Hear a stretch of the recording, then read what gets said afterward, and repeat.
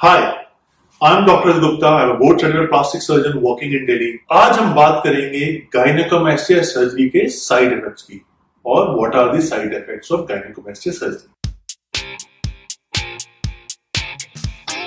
अब आपको समझना पड़ेगा कि साइड इफेक्ट्स की बात तब समझेंगे हम जब समझेंगे कि क्या प्रोसीजर के साथ टेम्पररी इश्यूज होते हैं और क्या परमानेंट साइड इफेक्ट्स हो सकते हैं। सबसे पहले तो हम बात करेंगे टेम्पररी, जो टाइम भी कुछ दिनों के लिए होते हैं। हम जिस तरह से सर्जरी करते हैं, जो हमारी टेक्निक है कि साइड में कट, सामने कोई कट नहीं, उस टेक्निक में आपको थोड़ा स्वेलिंग आएगा चेस्ट में और थोड़ा सा ब्रूजिंग आएगा, नीलपन आएगा। जो ब्रूजिंग होता है वो 2 to 3 वीक्स में सेटल हो जाता है और जो स्वेलिंग होता है उसके लिए हम आपको यूज करते हैं कंप्रेशन गारमेंट, जो हर किसी को बताया जाता है कि पहनना होता है। कॉटन लाइक्रा काम के नाप का बनता है ताकि स्किन श्रिंक कर दे, स्वेलिंग कम हो। और उनको सर्जरी के बाद कुछ मसाज भी बताए जाते हैं, जिसको लिम्फेटिक ड्रेनेज मसाज भी बोलते हैं। वो हम पेशेंट को सिखाते हैं कि किस तरह से करना है ताकि स्वेलिंग कम आए। 4 से 6 हफ्ते में मेजरली स्वेलिंग चला जाता है। माइंड यू कि वो स्वेलिंग ऐसा होता है कि ये नहीं कि कोई देख के बता पाएगा, शेप आप इमीडिएटली देख पाएंगे इंप्रूवमेंट हो गई, बट हाँ थोड़ी सूजिश रहती है, वो धीरे धीरे सेटल हो जाती है। ज्यादातर लोग में 4 से 6 हफ्ते में काफी हद तक सेटल हो जाती है। तो ये तो हो गए टेम्पररी साइड इफेक्ट्स। इनको आप साइड इफेक्ट एक्चुअली नहीं बोल सकते, इनको बोल सकते हैं by product of the surgery की। सर्जरी के साथ होते ही होते हैं। अब आते हैं परमानेंट साइड इफेक्ट, जो हो सकते हैं अगर सर्जरी में कुछ गड़बड़ हो जाए, कुछ तरीके से ना हो, कुछ इश्यूज हो जाए, कुछ कॉम्प्लिकेशन हो जाए। वो क्या हो सकते हैं? सबसे पहला साइड इफेक्ट कि आपका शेप अच्छा नहीं बना, क्रिएटेड डिफॉर्मिटी बोलते हैं, या वो चेस्ट को ऐसा फ्लैट कर देते हैं, इतना फ्लैट कर देते हैं कि वो चेस्ट एडोलेसेंट लुकिंग चेस्ट हो जाता है। आपको समझना पड़ेगा there is a difference in a 11-year-old boys chest and a masculine chest. हमारा एम क्या होता है कि आपको एक मैस्कुलिन चेस्ट दी जाए और मैनली लुकिंग चेस्ट दी जाए। ऐसे नहीं कि वो गड्ढा सा बना हुआ है जैसे 11-12 साल की उम्र में लड़कों का होता है। वो एम नहीं है, वो नहीं देना है, वो बिल्कुल अजीब लगता है। एक बात। दूसरा, बहुत लोग कई बार सर्जरी करते हुए साइड का फैट छोड़ देते हैं, सामने का गायनेकोमास्टिया निकाल के साइड का छोड़ देते हैं।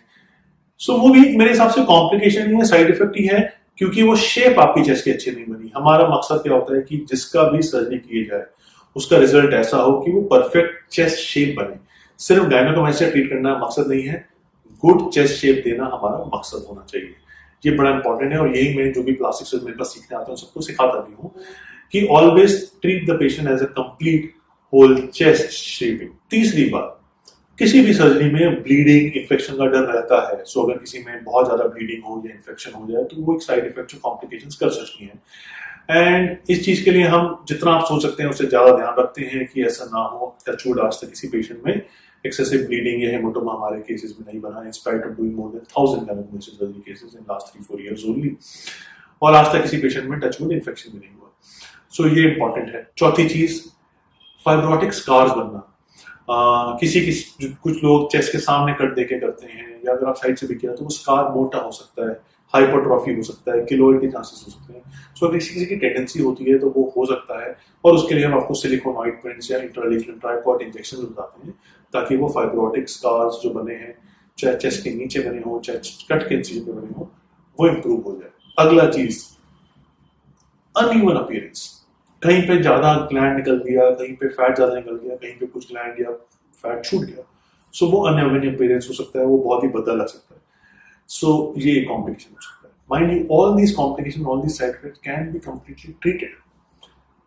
अगर कोई सर्जन बोले कि जी कॉम्प्लिकेशंस ट्रीट नहीं कर पाएंगे वो, तो यानी आप प्लास्टिक सर्जन के पास नहीं गए। अगर आप किसी अच्छे प्लास्टिक सर्जन के पास जा रहे हैं जो बोर्ड क्वालिफाइड प्लास्टिक सर्जन है, वो सक्षम होते हैं इन सब कॉम्प्लिकेशंस को मैनेज करने के लिए। 10,000, 1 लाख में से किसी एक पेशेंट में किसी के साथ भी कोई ना कोई कॉम्प्लिकेशंस, कुछ ना कुछ हीलिंग इश्यूज हो सकते हैं, और आपके प्लास्टिक सर्जन सक्षम होते हैं अगर आप में ऐसे हीलिंग इश्यूज हो तो उनको ट्रीट कर दें, उनको हील कर दें, ताकि आपका रिजल्ट बेस्ट से बेस्ट हो सके।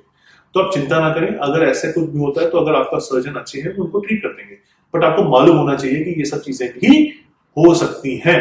ऑफ कोर्स अगर आप अच्छे प्लास्टिक सर्जन से कराएं, जिनका एक्सपीरियंस ज्यादा हो, तो ये कॉम्प्लिकेशंस बहुत बहुत बहुत बहुत कम चांसेस, बहुत रेयर हो जाती हैं। ये आपको लेकिन फिर भी पता होना चाहिए। ये मेरा एक अटेम्प्ट था आपको समझाने का कि what can be the temporary issues after gynaecomastia surgery and what can be the permanent. एक और मैं इसके बाद वीडियो है जिसमें मैं आपको बताऊंगा कि what will be the recovery period after gynaecomastia surgeries. अगर आप वो आप भी देख लेंगे तो आपको सारा समझ आ जाएगा कि क्या रिकवरी पीरियड है, क्या कॉम्प्लिकेशंस हैं, कैसे बताया जाए।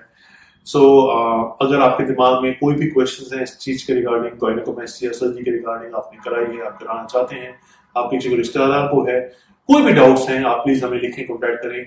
मी and my team are always there to help.